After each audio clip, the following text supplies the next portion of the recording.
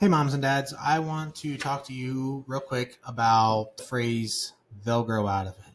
So, there is a very dismissive culture in mainstream medicine. And if you have any concerns about your child and maybe some dysregulation or nervous system stress, or whether that's bedwetting or constipation or reflux or anything like that, you've probably heard the words, they'll grow out of it, right? And I want to challenge that. I want to challenge that narrative of it's just spontaneously growing out of these concerns. That is not true. They don't just grow out of these concerns. Now, is it true that they will outgrow the symptom? Yeah, probably. I mean, there's very few, 28-year-old women out there who are just, spitting up as they're walking down the sidewalk. So, yeah, they're going to outgrow the spit up. They're going to probably outgrow the constipation, although there are constipated adults out there. They're probably going to outgrow the colic and the fussiness and crying all the time, right? But they're not going to outgrow what caused that in the first place. It's like when you're looking at a growth chart, right? And your baby is this age and they're this weight.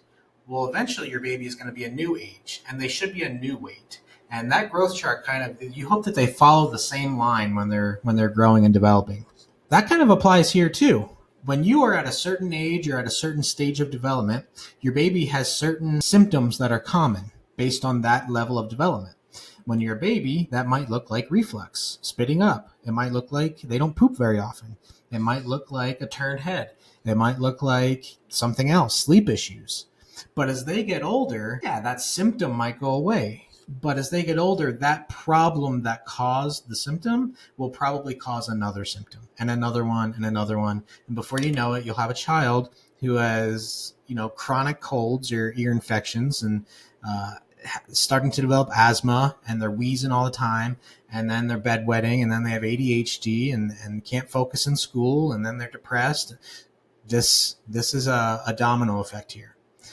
The trick is to figure out the root cause and to address the root cause. Okay. And that is what I specialize in.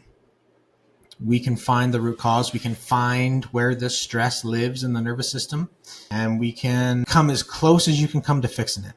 We can reverse it, and we can give your child the ability to live to their fullest potential, right? Now, this is not a cure a lot of the time, right?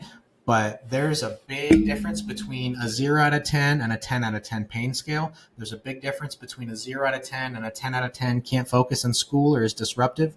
There's a big difference between 0 out of 10 and a 10 out of 10 with my baby doesn't poop but every 7 days, or my baby poops once a day, every day, even though it should be 2 or 3 times a day. Those are big differences, and we can at least get you some pretty significant improvement if we can't fix it all together. But a lot of the time, we can fix it all together. So if this sounds like something that one of your kids is in need of, reach out. We're here for you. It's Ideal Family Chiropractic, and let us help.